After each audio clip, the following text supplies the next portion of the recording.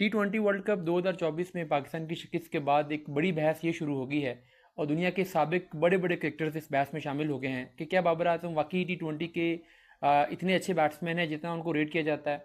क्या पाकिस्तान की शिकस्त में बाबर आजम का ही असल मरकज़ी किरदार है। इनमें से अगर मैं आपको वन बाई वन शेयर कर दूँ तो माइकल वॉन ये कहते हैं कि बाबर आजम जो हैं वो पाकिस्तानी क्रिकेट टीम के शायद बेस्ट बैट्समैन कंसिडर किए जाते हों, मगर दुनियाई क्रिकेट में वो नंबर वन तो दूर की बात है। वो कहते हैं कि दुनिया के जो बेस्ट 15 बैट्समैनों की T20 फॉर्मेट की एक लिस्ट बनाई जाए तो बाबर आजम उसमें भी शामिल नहीं होंगे, क्योंकि T20 क्रिकेट में रन्स करना इंपॉर्टेंट नहीं होता। वो कहते हैं कि बाबर आजम रन्स करते हैं लेकिन वहाँ पर जो फ्लैट विकेट्स होती हैं, लेकिन इतने कम स्ट्राइक रेट से कि अगर वहाँ पे 150 के स्ट्राइक रेट से रन करने की ज़रूरत है तो बाबर 120 के स्ट्राइक रेट से खेलेंगे। और जहाँ पर ऐसा होगा कि चलो ठीक है यहाँ पे स्ट्राइक रेट मैटर नहीं करता, बस रन ही कर लें, वहाँ पे उनसे रन ही नहीं होते। जैसे उन्होंने अभी एग्जांपल दी कि जो इंडिया वाला मैच था उसमें शायद अगर वो रन ही कर जाते तो पाकिस्तान जीत जाता, मगर उस मैच में वो रन ही नहीं कर सके। तो मुश्किल पिचेस पे उनसे स्कोर नहीं होता, आसान पिचेस पे वो स्कोर करते हैं मगर वो अच्छे स्ट्राइक रेट से स्कोर नहीं करते।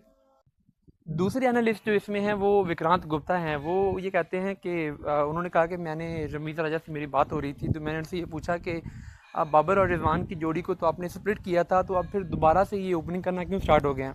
तो कहते हैं कि रमीज़ भाई ने उस पर ये कहा कि बाबर और रिजवान का जो ओपनिंग पेयर है वो दुनिया का बेस्ट ओपनिंग पेयर है, तो एक चीज़ जो दुनिया में बेस्ट है उसको वापस क्यों ना लाया जाए। तो वो कहते हैं कि मैं इस बात से सोचने लग गया कि क्या वाकई बाबर और रिजवान दुनिया के बेस्ट ओपनर्स हैं। क्या हम अगर दुनिया के 5 बेस्ट ओपनर्स की लिस्ट बनाएं T20 फॉर्मेट में तो क्या बाबर या रिजवान दोनों तो छोड़ें, क्या उनमें से कोई एक भी इसमें फॉल करता है। तो उन्होंने कहा कि मेरे ख्याल में इसका आंसर नो है, यानी बाबर और रिजवान दोनों में से कोई भी दुनिया के जो 5 best T20 openers at the moment हैं उनमें फॉल नहीं करता। तो उन्होंने कहा कि ये बहुत ओवर रेटेड है कि बाबर रिजवान का पेयर स्कोर करता है, चौके स्कोर करता है तो ये दुनिया का बेस्ट पेयर है।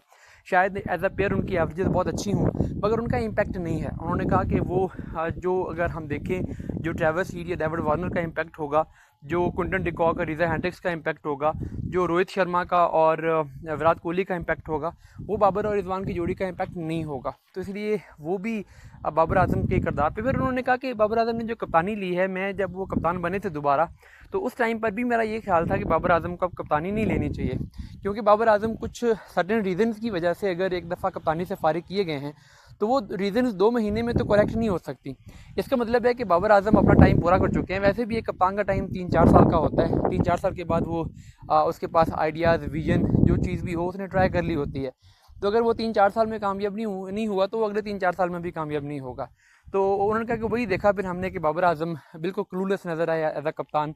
तो वो इसलिए बाबर आजम की बतौर बैट्समैन भी और बतौर कप्तान भी जो उनकी सलाहियतें हैं उनके ऊपर वो सवाल उठाते हैं। फिर अगर हम देखें तो जो ऑस्ट्रेलिया के साबिक कीपर बैट्समैन है एडम गिलक्रिस्ट, उन्होंने भी पाकिस्तानी टीम को वैसे उन्होंने डिफेंड किया। उन्होंने कहा कि पाकिस्तानी टीम ठीक है वो बुरा खेली है, टूर्नामेंट उनका बुरा गया है, बट उन्होंने एक तरफ तो वो जो पाकिस्तानी क्रिकेट टीम के ऊपर तूफ़ानी बदतमीज़ी था, ख़ासकर जिसे सलीम मलिक ने बात की थी, उस पर उन्होंने बड़ा गुस्से का इज़हार किया कि पाकिस्तान के वो साबिक क्रिकेटर्स जो कि खुद मैच फिक्सिंग में मुलव्वस रहे हैं, वो पाकिस्तानी टीम के इन प्लेयर्स की इंटेंट के बारे में और नीयत के बारे में बात कर रहे हैं। उन्होंने कहा कि ठीक है टीम ने परफॉर्म नहीं किया। उन्होंने बाबर आजम की कप्तानी, कायदाना सलाहियतें, लीडरशिप एबिलिटीज़ और उनके डिसीजंस को भी उसके ऊपर भी सवाल उठाया कि वो अप टू मार्क नहीं थे। हमें बाबर आजम से बेहतर कप्तानी की उम्मीद थी और शायद वो उतने अच्छे डिसीजन नहीं ले पाए जितने कि बाकी कप्तान ले रहे थे।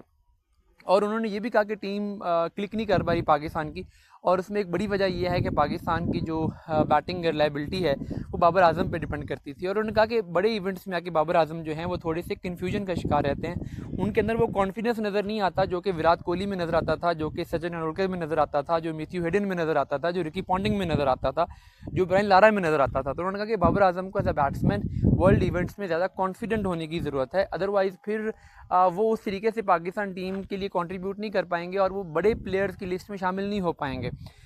जैसे बड़े प्लेयर जैसे पाकिस्तान के लिए उन्होंने नाम लिया खासकर जैसे इंतज़ाम उल हक थे, सईद अनवर थे, तो उन्होंने कहा कि अगर बाबर आजम को उस क्लास में आना है तो उन्हें वर्ल्ड इवेंट्स में एज अ बैट्समैन बेहतर परफॉर्म करने की ज़रूरत है।